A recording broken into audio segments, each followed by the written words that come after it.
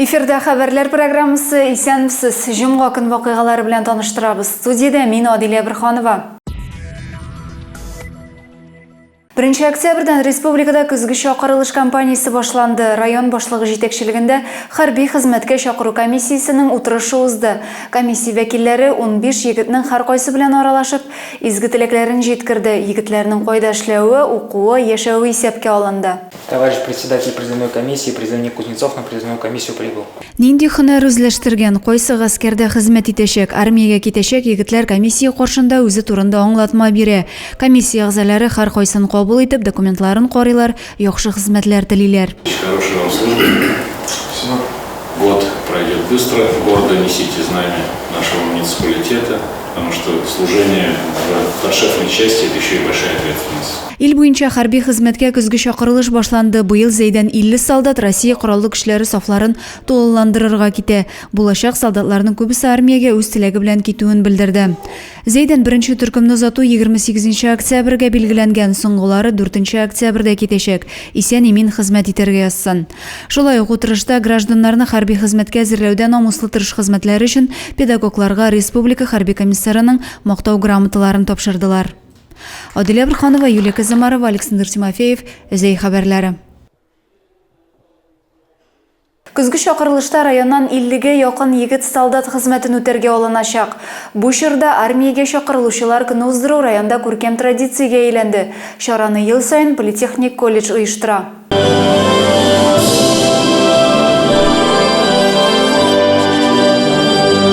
Һәркем аяк үрә басып дәүләт гимннарын башкара. Зәйнең политехник колледжында армиягә чакырылучылар көне узды. Залда утыручы егетләрне башкарма комиссия җитәкчесе хәрби комиссар дин әһелләре сәламләде. Һәркайсы үгет насихат сүзләре белән булачак солдатларга мөрәҗәгать итте. За этими ребятами стоит огромная работа педагогов в рамках патриотической работы. И основной костяк формирования нашей подшефной части, которая находится в городе Знаменске, это тоже являются выпускники нашего политехнического колледжа. Зәйдән армия сафларына китүчеләрнең күбесе колледжда белем алучы егетләр, чөнки биредә аларны армиягә әзерләү буенча эш җитди куелган. Уку йортын тәмамлап, бик тиздән солдат итеге киячәк, хәрби бурычын үтәргә китүче егетләргә бүләкләр тапшырылды. Призывники, призванные Заинского района, будут служить во всех видах и родах войск. С весны у нас еще начали призывать пограничные войска. Так что, ребята, кто мечтал стать пограничником, пожалуйста, обращайтесь. 1 октябрьдән көзге чакырылыш кампаниясе үз эшен башлап җибәрде. Районыбызның 50-гә якын егете солдат хезмәтен үтәргә алыначак. Чарада үгет насихат сүзләре, җыр биюләр барысы да армиягә китәчәк егетләр өчен яңгырады. Адилә Бирханова, Юлия Казамарова, Зәй хәбәрләре. Бердәм Россия сәяси партиясе Зәй районы җирле бүлегендә халыкны шәхси сораулары белән Татарстан Дәүләт Советы депутаты Рияз Комаров кабул итте. Торак пунктларда юллар мәсьәләсе, мохтаҗларга район басмаларын яздыртуда ярдәм итү буенча мөрәҗәгатьләр яңгырады.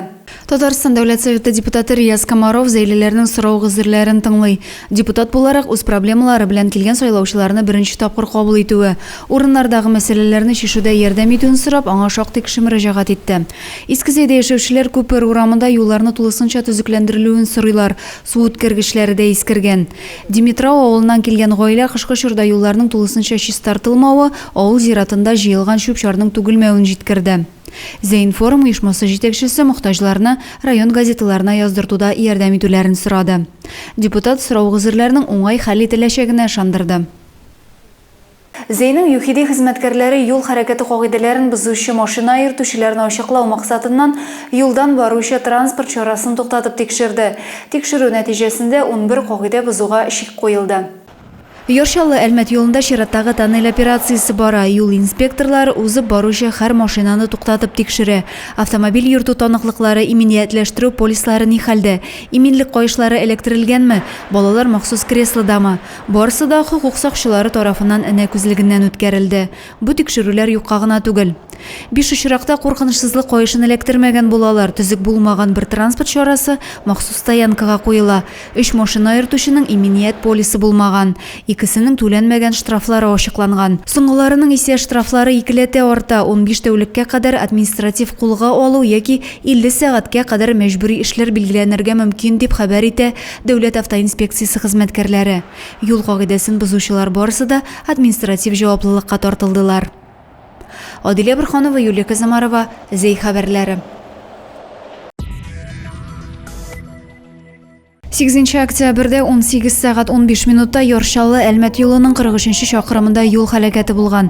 Пригородный урамыннан хәрәкәт итүче Nissan Almera автомобиле төп юлдан килүче транспорт чарасына юл бирмичә Нифаз йөк машинасы белән бәрелешә. Җиңел машина шоферының автомобиль йөртү стажы нибары 1 ел. Аның Кама аланында яшәүче хатын-кыз булуы ачыклана. Nissan автомобиленең йөртүчесе һәм пассажиры тән җәрәхәтләре ала, медицина тикшерүеннән соң өйләренә кайтарып җибәрелә. Куркынычсызлык кайышларын электирүләре мәгълүм. Урман кырларда аучыларны гына түгел, егерларны да очратырга мөмкин. Аларның бурычы кыргый хайваннарны кайгырту, җимлекләргә азык кую.